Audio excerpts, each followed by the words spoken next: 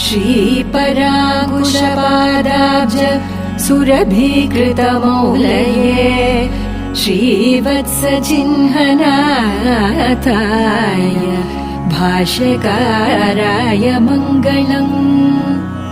नाथ पद्माक्षरामार्य पादपङ्कजसेविने सेव्याय सर्वयमिनां यतिराजाय मङ्गलम्। पूर्णाय पूर्णकरुणापात्र आयामित तेजसे मालाधर प्रियायास्तु यतिराजाय मङ्गलम्।